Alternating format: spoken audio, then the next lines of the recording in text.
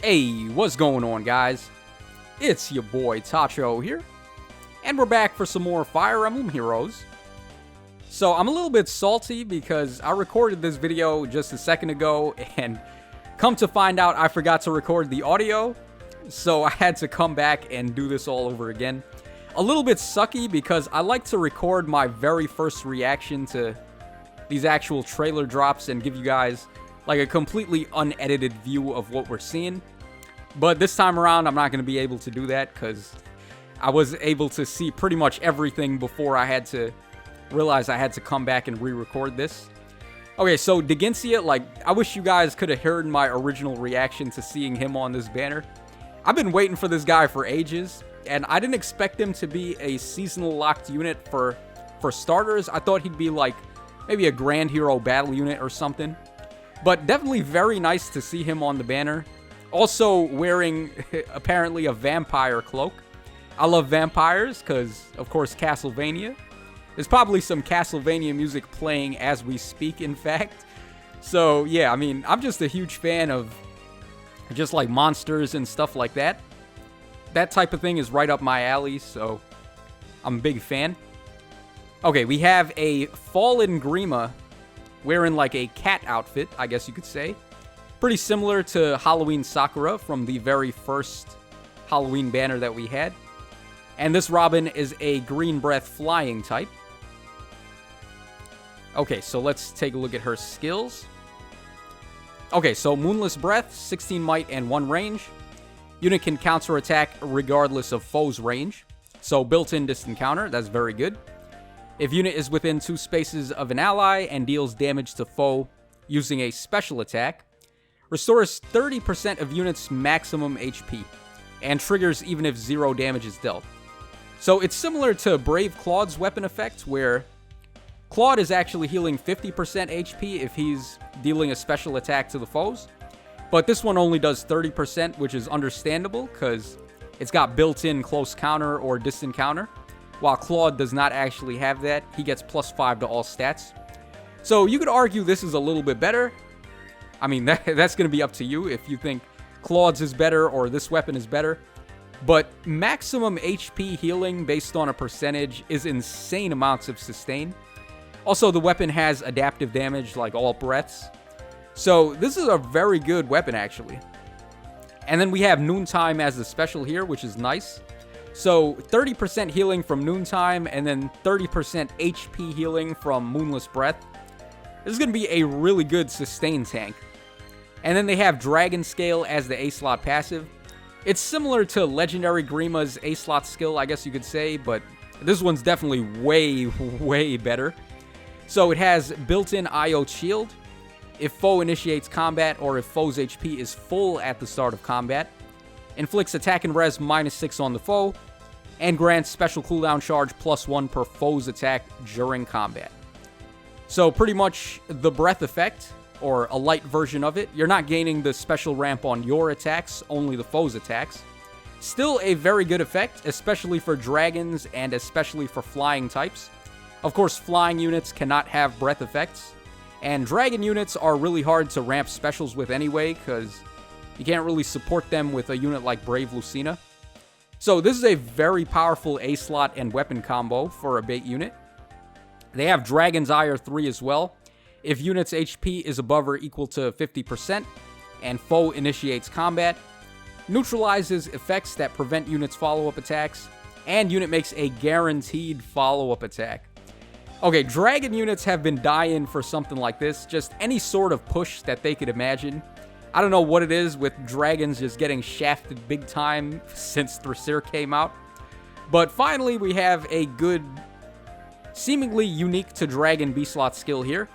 It's the better half of null follow-up, where you're stopping the foes from preventing your follow-up attacks.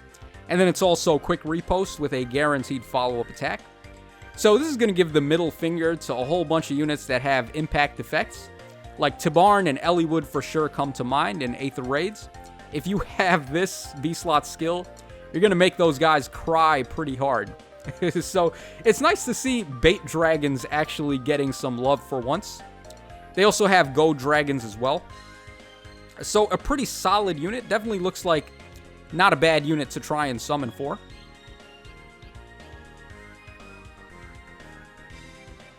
Prepare to be eaten. Okay. Alright, Femgrima right there, eating her enemies. Alright, Autumn Trickster. I actually made a mistake when I first saw this, guys. I thought this was actually going to be one of those, like, Minerva characters. You know how there's so many Wyvern Knights in Fire Emblem, and all of them pretty much have red hair, and they kind of look like this? I thought it was one of those, and I was hoping it was actually going to be Miridi from Fire Emblem 6. I've been dying to get her in the game. She's actually my favorite Minerva type of character. But it's Zane, actually, from Fire Emblem 3. Not a big deal. He's an infantry colorless tome unit, and he's dressed up like the Joker. not Jacob's Japanese name, but the Joker from, I guess, presumably Batman, or just the Joker from playing cards. Alright, Joker's Wild, 14 might and 2 range. I read this effect before, and I'm not really sure exactly how this works. It says grants HP plus 5, and then units' attack, speed, defense, and res is equal to the highest respective stat from among allies within 2 spaces during combat. And it calculates each stat bonus independently at the start of combat. If unit stat is the highest, unit stat will decrease. So what I was getting out of this is that, let's say you have Brave Edelgard as an example within 2 spaces of this unit. Of course, that Brave Edelgard has the highest attack stat in the game. So if that unit is within 2 spaces of Zane, his attack stat is going to reflect what Edelgard's attack stat is, which is actually pretty nuts if this is working the way that I think. I'm not really sure. This is worded a little bit vaguely, so we're going to have to wait till the units actually come out to test this out. But if it works like that, and then whatever the highest stat combos are on your team, you can just throw them within 2 spaces and have those stats reflected on one unit, that's pretty insane. That's actually a very cool effect for a weapon to have. So I like it, but I don't really know if it works the way that I think just yet. Let me know in the comments section if you have an idea how this works. He also has Reposition, Attack and Res Form 3, and Infantry Hexblade 3. Not really the most interesting kit. Obviously, of course, besides that weapon. And a pretty cool attack animation there. Alright, so Harvest Gold Owen, this is the one that I was just going nuts over. Not only is it Dheginsea, but he's wearing some Dracula outfit there. So this is like 2 of my favorite things put together. He's an armored Red Breath unit. Of course, they had to make him an armored unit. Like, they couldn't give Dheginsea like infantry class or just actually make him insane. And another surprise to me is that they gave him an inheritable weapon here. So Black Fire Breath plus 14 might and 1 range. If unit is not adjacent to an ally, inflicts attack and res -5 on the foe during combat, and neutralizes foes' bonuses to attack and res during combat. And it's also got adaptive damage. So it's basically just lull attack and res 5 on an inheritable weapon, which is pretty good. That's actually a very good breath effect. There's not really been too many inheritable breaths lately. So having this is definitely a very good inheritable weapon. And of course, dragon units are going to enjoy having this. But I can't believe they actually went and did Dheginsea this dirty and did not give him his own weapon. Pretty big curveball for me, but I guess it is what it is. Draconic Aura, Sturdy Stance 3, and Slick Fighter 3. So if unit's HP is above or equal to 25%, and foe initiates combat, neutralizes penalties on unit during combat, and unit makes a guaranteed follow-up attack. So basically, quick repost with a way better HP requirement, and then it's also negating any penalties. So that's going to be very good against Broadleaf Fan and Dominance, of course. I can imagine this being on like every Abyssal map unit now. All those Abyssal armored units are going to have this. So you can't just cheese the maps with Dominance anymore. Pretty interesting stuff, but I mean, armored units, as always, are still going to have a lot of issues to deal with.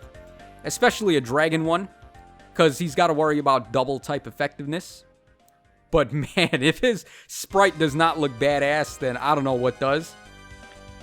And finally, Harmonic Hope. a duo of Ninian and Tiki. They look freaking adorable, so that's pretty cool. And they are a Blue Breath Flying type unit. So here is our next harmonized hero.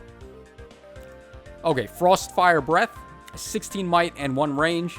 It's got effective against dragon foes, gives them attack up 3, and if a bonus is active on them, they're going to gain attack and speed plus 6 during combat, and also grants a bonus to their attack equal to the total bonuses on their own defense and res times 1.5 during combat.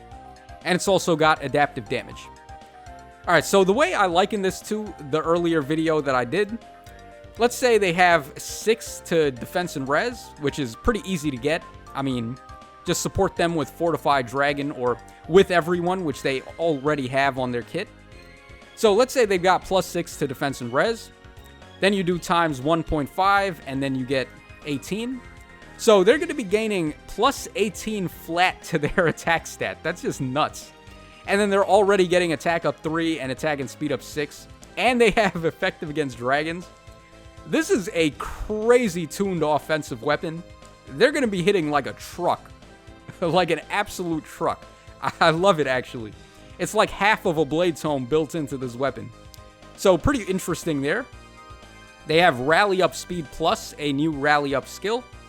Attack and Speed Push 4, Aerobatics 3, and of course with everyone that we've seen from the Legendary Tiki. It's a pretty solid C-slot skill, actually. It's like a wave skill, but it works on every turn, so just a nice way to get some buffs.